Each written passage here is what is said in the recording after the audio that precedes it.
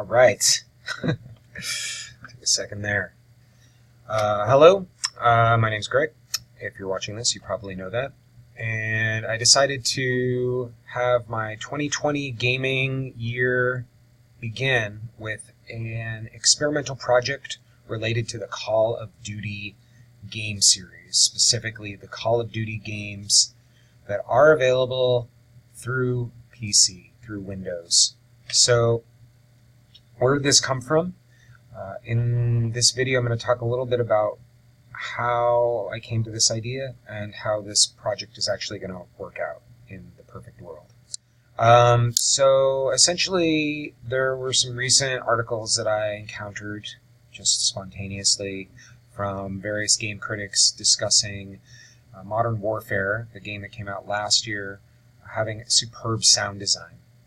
And after I read about this and was kind of enamored, watched some videos, listened a lot to the sound design, I had this realization, this epiphany that, despite seeing Call of Duty everywhere, I haven't played a Call of Duty game in years and years. So, that being said, I have played them in the past, in the distant past, and they keep coming out. They keep getting released.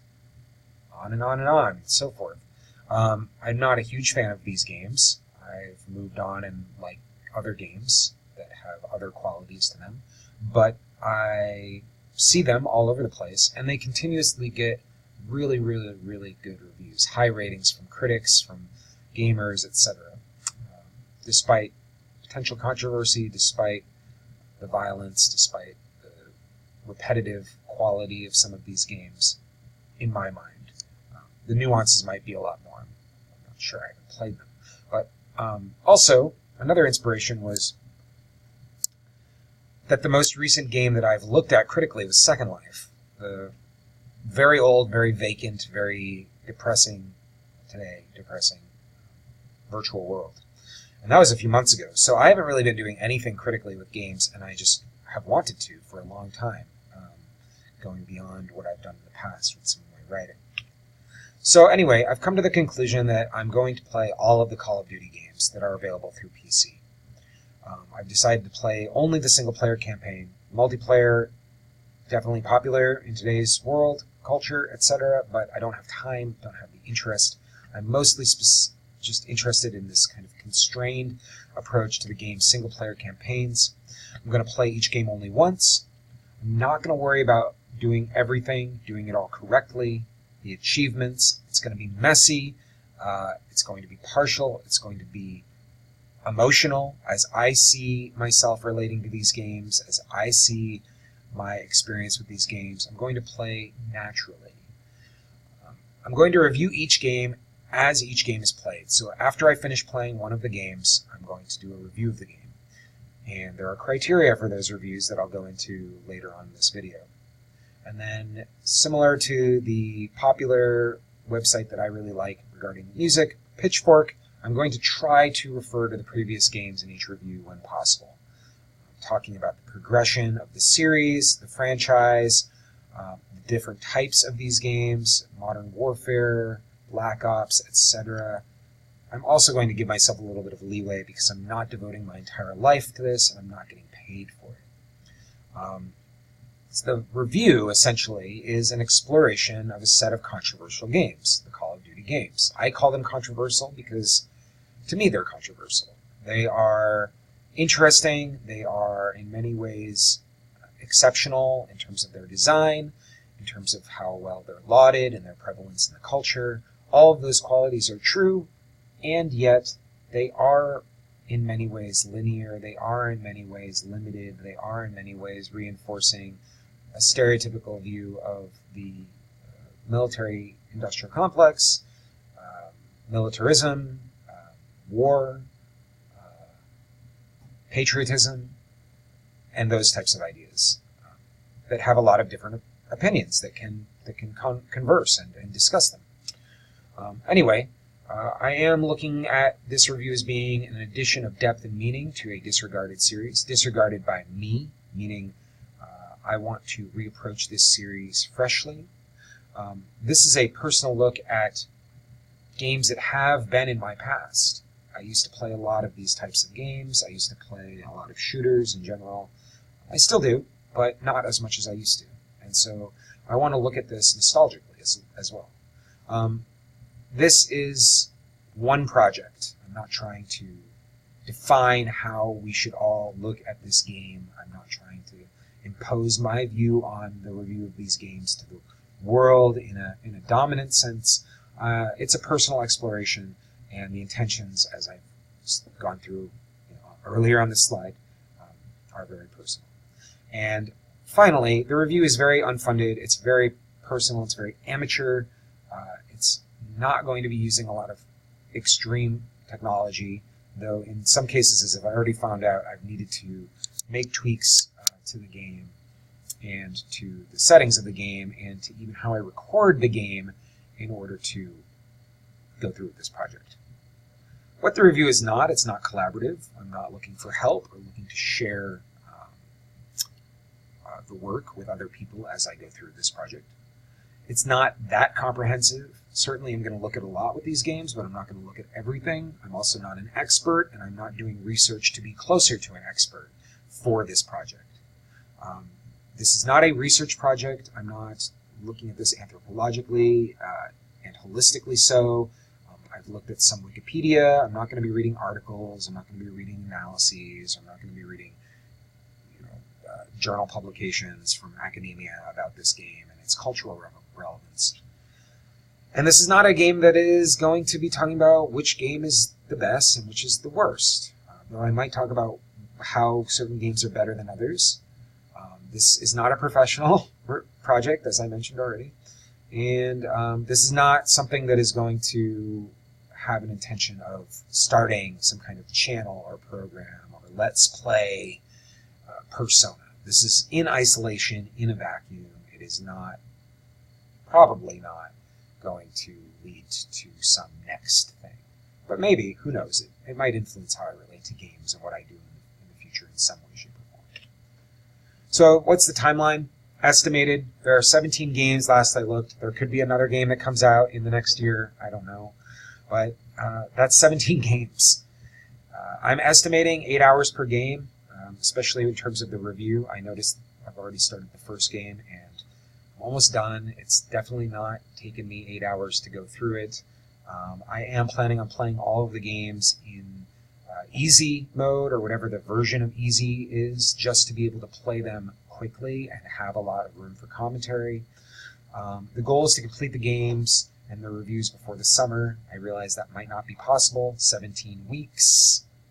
I might not get through a game each week, so we'll see. And there might be breaks. There might be times where I don't want to play Call of Duty because it's impacting me emotionally or taking over my otherwise free time. So we'll see about the timeline.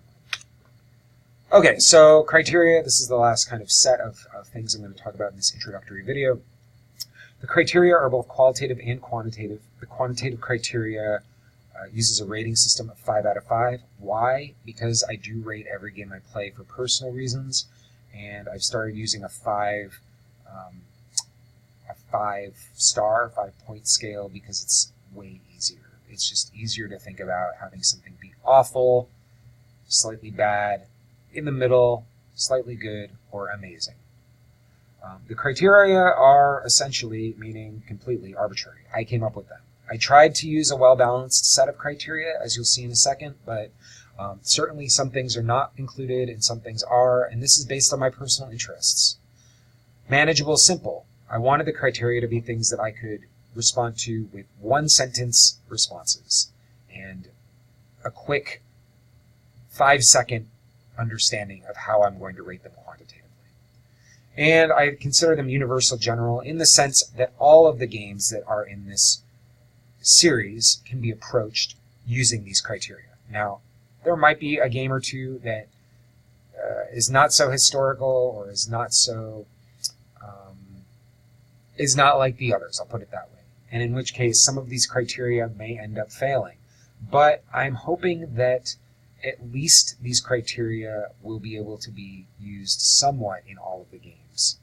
Or at least I can make a stretch to rate these games and talk about them and think about them using these criteria. It's just as much a summary of the game and the experience of the game to share out to the world as it is for me to think about the game in a new and refreshing way. So criteria 1, graphics and audio. I realize this is huge, but I am going to be thinking about, in the context of the year it came out, how are the graphics and how are the audio, and what do I think about them? There certainly are objective ways to look at this.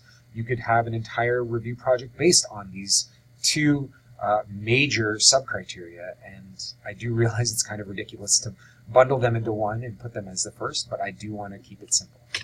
Second, description and logic.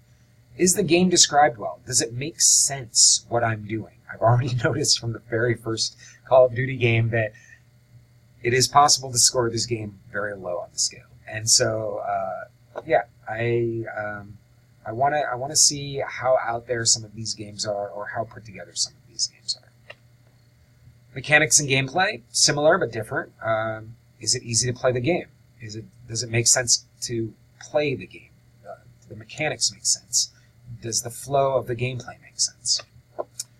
Similar to gameplay is overall story, the narrative, what's going on, mission to mission, level to level, or if it's an open world, I don't know if any of these games are or become this way, but if it is, what's the story like? Is it compelling? Does it make sense? This is probably the one criteria that most people will be upset about. I'm going to call it out right now because, again, it's generalizing quite extensively, and I'm not going to have enough room to go into this very deeply, but I do want to make sure I talk about it. These are games that I know have been controversial in some cases because they do promote stereotypes. There have been comments that I've read over the years about racism and racist statements, and that discussion exists, so I want to talk about it.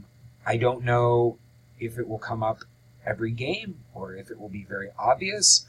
In some cases, it might just be a lack of diversity rather than overt racism or certain types of other types of oppressive views towards certain cultures or peoples or regions of the world. So I don't know. This is going to be interesting to look at. I don't really know how it's going to pan out. I will say that there is a certain distinct lack of diversity in the first game, despite the 3 campaigns, but I'll get into that in my video summaries of these games. Yeah, we'll see.